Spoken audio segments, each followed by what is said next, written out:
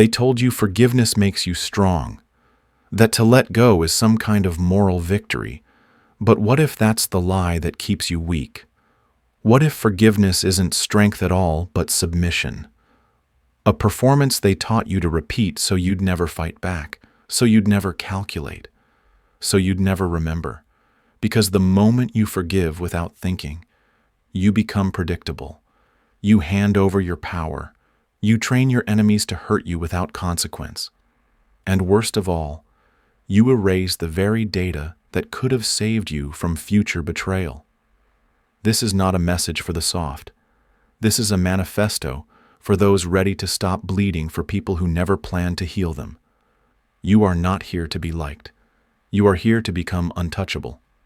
In this video, we expose the truth.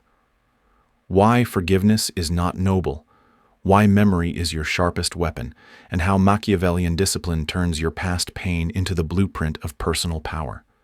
Stay until the end. Because once you understand this, you'll never say, "I forgive you the same way again." In a world where perception is currency and power is survival, forgiveness when given without precision is not grace. It is a surrender flag dressed in virtue. They tell you to forgive because it's noble, because it shows you're the bigger person. But the truth is simpler and far more brutal every time you forgive. Without calculation, you dilute your authority. You erase consequence. And you teach others that harming you costs nothing. Power is not about aggression. It's about boundaries clear, sharp, and enforced without emotion. Forgiveness without consequence sends a message. You can cross me and I will still welcome you back. That isn't compassion. That's negligence. Because in the eyes of an opportunist, mercy is not admired. It's exploited. People don't change because you forgave them. They change when they're forced to confront a wall they can't climb anymore. When you remove accountability, you remove growth. When you let someone hurt you and return as if nothing happened, you signal weakness. And in a world ruled by predators in suits and betrayals with smiles, weakness is an invitation. Understand this, forgiveness is not always healing. Sometimes it's decay dressed in soft words. And memory is not bitterness, it is survival. Your ability to remember what happened, who did it, and how it felt. That's not emotional baggage. That's strategic intelligence. It's not about holding a grudge, it's about holding a record. Because without memory, you repeat. You recycle. You reopen the same wounds and call it maturity. But it's not maturity. It's submission wrapped in self-deception. Forgiveness, when used too easily, becomes emotional bankruptcy.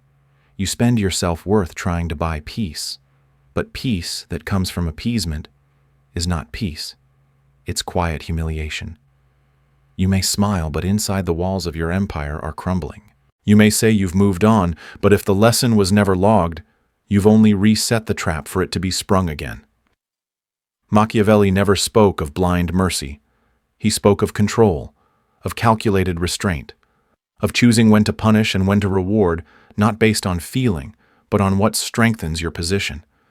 That is what they fear the most, a mind that remembers not with rage, but with clarity. A man who forgives only when it furthers his agenda, not because he's cruel, but because he refuses to be a victim of his own kindness. So the next time someone tells you to forgive for yourself, ask who really benefits from your forgetfulness. Because the man who remembers calmly, silently, and strategically, he doesn't need to explode. He doesn't need to argue. He simply vanishes from reach. And that absence becomes louder than any apology ever spoken. In a world that rewards the prepared, forgiveness is not always healing. Sometimes it's the leash they use to pull you back. And you were never meant to be on a leash. You were meant to rule. People don't betray you because they're evil. They betray you because they can. That's the first truth you must accept if you ever want to stop bleeding in the same places. Human nature isn't governed by morality, it's governed by opportunity. Most people don't act out of principle. They act based on what they think they can get away with. If lying secures their comfort, they'll lie. If betrayal offers them advantage, they'll betray. Not because they're villains, but because the cost of hurting you seems lower than the benefit of doing so. We'd like to believe that loyalty is innate, that kindness creates a reciprocal bond. But in truth, what you tolerate becomes a blueprint. What you excuse, you teach.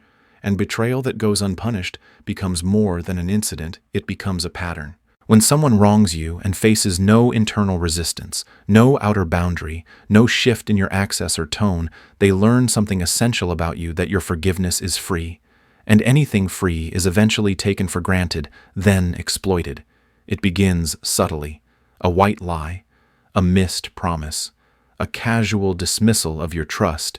And because you say it's okay, because you smooth it over to keep the peace, you unknowingly open the door for more and more, until one day you're standing in the wreckage of something that once felt safe, asking yourself how it got so far. But betrayal isn't a single explosion, it's a slow leak of respect that you never patched. Understand this: betrayers don't look for the most vulnerable target, they look for the one with no consequences, the one who says it's fine through gritted teeth, the one who accepts apologies as replacement for change. And over time, they stop fearing your reaction because your softness has become predictable. Your forgiveness has become the air they breathe. But a man who understands the psychology of betrayal knows this: when someone shows you how easily they can cross you, they are not making a mistake. They are sending a message. A message that says, "This is who I really am," when it serves me. And your response will determine whether they ever need to wear the mask again. You don't stop betrayal by explaining your worth. You stop it by enforcing cost, by showing that the currency of access to you is respect, that every boundary crossed reduces their place in your world, and that your memory is not a sponge, it is a scale. You weigh behavior, you track patterns, you adjust access, quietly, strategically, because forgiveness without a correction is permission. And you, if you are wise, never give permission to those who proved they didn't deserve it. Betrayal is not always malicious. Sometimes it's just calculated convenience. And the only antidote to that kind of convenience is consequence. You do not heal by forgetting. You heal by remembering with discipline. That is the difference between emotional survival and psychological evolution. The world tells you that to move on, you must forget, that to find peace, you must forgive. But what if peace isn't found in forgetting, but in remembering so clearly that the wound never reopens again? Forgiveness, when handed out as an emotional reflex, is a gamble. It may feel virtuous, but it often buys silence at the cost of clarity. You convince yourself you're healing, yet beneath that polished exterior, you're only suppressing the truth. You haven't healed. You've hidden. You haven't risen. You've recoiled. And the cycle will repeat until you understand memory is not a prison. It is your protection. Memory, when used strategically, is not bitterness. It is not obsession. It is a ledger, a living document of cause and effect. It tracks who did what, when they did it, and how it made you feel, not so you can dwell, but so you can decide. It is not there to reopen pain, it is there to close access. Every betrayal, every disappointment, every moment of disrespect becomes a data point.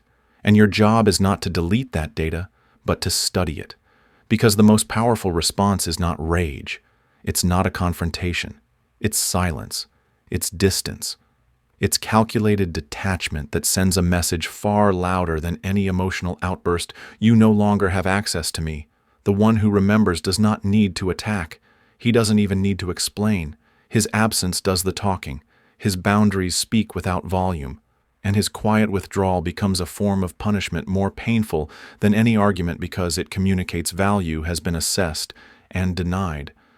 There is something terrifying about being ignored by someone who used to care, about realizing your behavior has exiled you from their presence, about knowing they didn't explode, they simply remembered. That is the power of strategic memory. It turns presence into privilege. It makes you scarce not by chance but by choice. And those who once took your time, your heart, your loyalty for granted are left wondering when the shift happened, never realizing it began the moment you decided to remember. Do not let the world shame you for holding the line. Do not let anyone convince you that moving on means erasing what you've lived through. That's not healing. That's self-abandonment. Healing means looking at the fracture, learning from it, reinforcing that area with steel, and never exposing it to the same impact again. Your memory is your map, not of where you've been, but of what you must never return to. Forgiveness may ease tension temporarily, but memory, when disciplined, quiet, and clear, becomes your armor. It doesn't make you cold. It makes you untouchable. You don't need revenge. You don't need a dramatic exit. You don't need to prove a point or scream your worth into the silence they left you with. What you need is distance. What you need is detachment so sharp, so silent, it cuts deeper than any retaliation ever could. True power isn't loud. It doesn't beg for an apology. It doesn't demand justice. It simply walks away and becomes unreachable. The moment you stop reacting, you become dangerous. Because now you're not predictable. You're not emotionally entangled in the games others play to keep you controlled. You are no longer explaining your boundaries. You are enforcing them wordlessly. They expected tears. They expected chaos. They expected you to stay just wounded enough to keep them relevant. But instead you disappeared. You didn't shout.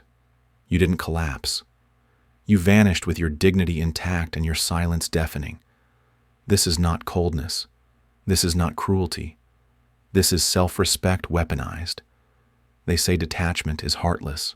But what's more heartless than someone who betrays you and then demands forgiveness just to betray you again? What's colder than someone who disrespects your kindness and then calls you bitter when you finally stop giving it? You're not cold. You're done. And being done is not a feeling. It's a decision. Detachment is how warriors move forward, not with swords, but with stillness. Not by explaining, but by evolving. Because the most devastating consequence isn't your anger, it's your absence, your success, your growth, your refusal to collapse. When you detach, you deny them the very thing they fed on your energy, your attention, your access. And suddenly, they're not facing the old version of you, the one who waited, who forgave, who explained.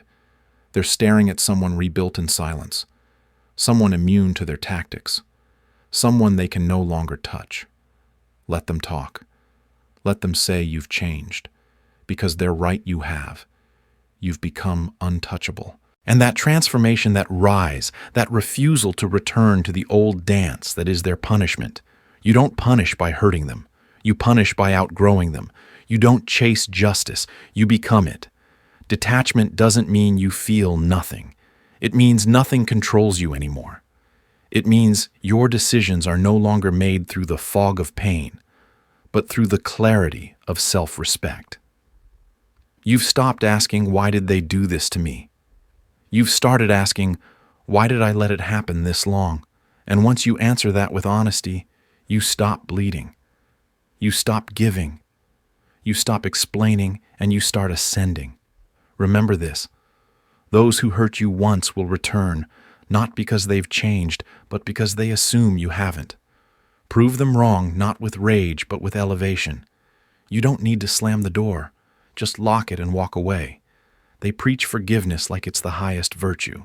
Every culture, every religion, every institution repeats the same hymn: let go, move on, be the bigger person. But have you ever stopped to ask who benefits from your forgiveness? Because the truth is this: they don't want you to remember. They fear it. Not because your memory makes you bitter, but because it makes you dangerous. A man who remembers doesn't fall for the same lies. He doesn't bow to guilt. He doesn't carry the burden of another's wrongdoing just to keep the peace. He sees clearly. He recognizes patterns.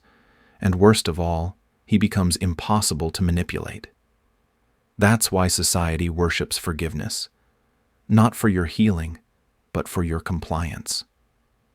The systems that govern you, whether spiritual, political, or personal, function best when you forget.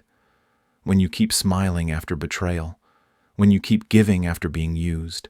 When you stay soft after being cut open. Forgiveness in their doctrine is not about growth. It's about pacification. It's how they tame lions. It's how they break warriors. by dressing surrender in the language of strength.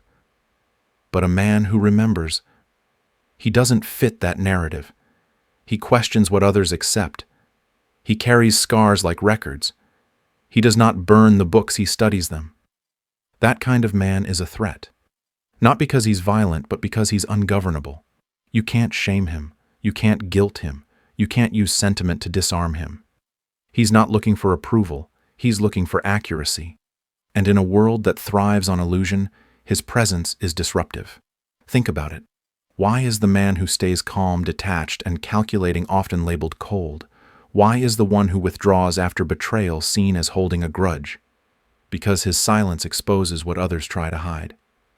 His boundaries make others uncomfortable. His memory makes others accountable. And accountability is the one thing they will never ask for directly. So instead, they ask for forgiveness. They ask for amnesia wrapped in virtue. They ask you to throw away the very knowledge that protects you so they can keep their hands clean and your walls down. But you were not born to be harmless. You were not built to be blindly forgiving. You were born to remember, to protect what matters, to guard your peace like territory, to let betrayal teach, not torment. So no, you are not wrong for remembering. You are not bitter for keeping score. You are strategic. And in a world that profits from your amnesia, memory is rebellion. Forgiveness is a gift. But memory, it's your power, your boundary, your fireproof file of who deserves access and who lost it for good. Because the moment you start remembering with clarity, the world will try to silence you. And that's when you'll know you're finally becoming powerful. Pain is not just something to survive, it's something to study. Betrayal isn't just something to feel, it's something to decode. Because beneath every emotional wound lies a pattern. And once you see the pattern, you're no longer a victim. You're a strategist. You have to stop treating betrayal like a surprise. It wasn't an accident, it was a signal. And your memory, that unfiltered, unflinching recollection of what happened, is not a weight. It's a map. It shows you where the landmines are, where the red flags were ignored, where you trusted too quickly, where you lowered your standards in the name of understanding. That map, when read with clarity, becomes your most powerful form of protection. Most people don't lack intelligence, they lack memory. They feel the pain, but they forget the lesson. And because they forget, they repeat. Again and again, expecting change from people who have already shown them the truth. That's not forgiveness. That's emotional amnesia. And it is the fast lane to self-destruction. Forgiveness, when given without transformation, deletes the file. It clears the record. It allows the offense to happen again under a different excuse. But memory builds your firewall. It doesn't block you from feeling, it blocks you from falling for the same illusion twice. It gives you the ability to respond with clarity, not emotion, to say, I've seen this before. I know how it ends. And this time, I choose differently. This is how power is built, not through rage, not through revenge, but through restraint, through the quiet discipline of remembering what happened, why it happened, and what it cost you. Every betrayal becomes a teacher, every disappointment a blueprint. You are not here to erase your past, you are here to weaponize it, not to hurt others, but to refine your standards, to raise your filters, to protect your future self from the blind spots that once left you bleeding. This is the difference between surviving and ruling. Survivors react. Rulers observe. Survivors ask, why did this happen to me? Rulers ask, what is this teaching me and how will I use it? Strategic memory does not make you bitter. It makes you accurate. It allows you to see not just the person in front of you, but the pattern behind them. You begin to notice the rhythm in their silence, the meaning behind their inconsistency, the motive behind their charm. And instead of falling for it, you document it, silently, patiently, completely, because one day your decisions will be tested. And if your mind is clear, if your memory is intact, you won't need to argue, justify, or warn. You will simply act. And that action, rooted in data, not emotion, will be the quietest, sharpest move you ever make. Remember, power belongs to the man who doesn't forget, Not because he's angry, but because he's done being blindsided. You don't yell, you don't argue, you don't explain. You simply disappear, and they never get access again. That's not weakness, that's sovereignty. We live in a world that worships noise. People plead their case, demand apologies, write essays, trying to make someone understand.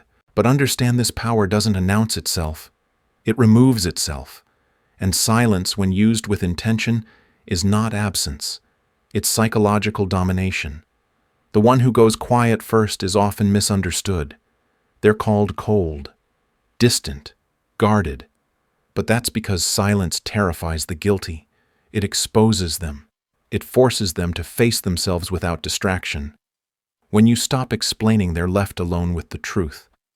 And truth, when unfiltered by emotion, becomes unbearable. Most people don't seek closure. They seek comfort. A chance to rewrite the past. A final conversation to make the pain feel tidy. But closure is a myth, a romantic lie told to those who still need the approval of their offenders. There is no sentence that undoes betrayal. No apology that removes intent. Clarity is not given. It's earned through memory, through stillness, through self-command. When you choose silence, you take control back. Not by punishing them, but by honoring yourself. You show that your time, your energy, your mind are no longer available for those who disrespected them. And the best part, they will never know when it happened. That's the beauty of quiet withdrawal. There's no closure, no warning, no open door for manipulation. There's just absence. And in that absence, you become larger than ever. Not because they miss you, but because now they are haunted by the version of you they can no longer reach. The one who listened, who forgave, who stayed. That version no longer exists. This is the peak of Machiavellian self-mastery, emotionless decision-making. The ability to act with full awareness without emotional distortion. You are no longer reacting. You are selecting, evaluating, adjusting, like a ruler who sees the entire board and moves in silence. You don't raise your voice, you raise your standards. You don't explain your worth, you embody it. And the more silent you become, the more they wonder. Not because you owe them answers, but because you've shown them that access to your presence is no longer a guarantee, it's a privilege, and it has expired. Silence doesn't mean nothing is happening. It means everything is happening internally. And by the time they realize they've been removed from your kingdom, the gates have already closed. Not in rage, not in haste, but in finality. You didn't disappear to punish them. You disappeared to protect yourself. You didn't walk away because you're weak. You walked away because you finally remembered what you're worth. This is how sovereign minds move quietly, firmly, and without permission. And once you master silence, you no longer seek to be understood, you seek only to be free. You are not cold, you are calculated, you are not cruel, you are simply finished. You've explained, you've forgiven, you've tried to understand. And now you've reached the edge of that old version of yourself, the one who made room for people who chipped away at your peace and called it love, the one who offered second chances to those who never earned the first. That version was necessary, but it's not coming with you, because true evolution requires new rules. Rules not written in sand, but carved in stone. Rules enforced not with emotion, but with silence. And rule number 1, you do not forgive. You remember. And because you remember, you rise. This is not about revenge. It's not about bitterness. It's about building a life so structured, so intentional, that disrespect no longer has a way in. It's about raising your standards so high that those who once took you for granted can no longer recognize you. You are not rebuilding bridges. You are burning blueprints. And from those ashes, you construct something indestructible yourself. You will be misunderstood. You will be called distant, arrogant, maybe even heartless. But understand this: those who benefited from your softness will always be offended by your boundaries. Let them speak. Let them whisper. Let them guess. Because they will never again have access to the truth. Not your emotions, not your reasons, not your presence. And that not rage, not punishment, is power. The kind of power that doesn't shout. It echoes. Long after you've left the room, long after your silence replaces your explanations. This path isn't for everyone. It's not for the sentimental. It's not for the people-pleasers or the self-sacrificers. It's for the one who is done explaining why they deserve respect. It's for the one who sees clearly now, who's willing to trade comfort for clarity, softness for sovereignty, apology for distance. You do not need closure. You need conviction. You need the kind of discipline that says, I don't owe access to anyone who taught me I was disposable. You are not here to be loved by everyone. You are here to be respected by the right ones. And those who truly respect you will never require your forgiveness. They will never cross the line in the first place. So here is your new code. Stop offering softness as proof of goodness. Stop translating betrayal into teachable moments for the betrayer, and stop forgiving those who rely on your forgetfulness to repeat their patterns. You don't owe them another chance. You don't owe them understanding. You owe yourself a future that is guarded, deliberate, and untouchable. You do not forgive. You remember. And from that memory, you rise. In a world that constantly tells you to forgive and forget, this message flips the script. Not all forgiveness is healing. Sometimes it's self-abandonment. The truth is, not everyone deserves a second chance, and not every apology signals growth. If you forgive without clarity, you erase the very data that could protect you. Pain is not just pain, it's information. Betrayal is not just personal, it's a pattern. And your memory isn't a burden, it's your internal security system. It teaches you who belongs in your future and who doesn't. This mindset isn't about holding grudges, it's about upgrading your standards. It's about recognizing that forgiveness, when handed out too freely, becomes emotional currency for manipulators. True strength isn't about letting go for peace, it's about remembering with precision so the same mistake doesn't knock twice. Use distance, silence, and detachment, not as punishment, but as self-respect. You don't have to argue. You don't have to explain. You just remove access quietly and move forward with clarity. Because your peace, your time, and your growth are sacred. And sacred things are not given away, they're protected. If this message awakened something in you, if you've been too soft for too long, it's time to rewrite your code. Subscribe for more content that cuts through the noise. Like if this resonated with you. Share this with someone who needs a reminder that their memory is not a weakness, it's their power.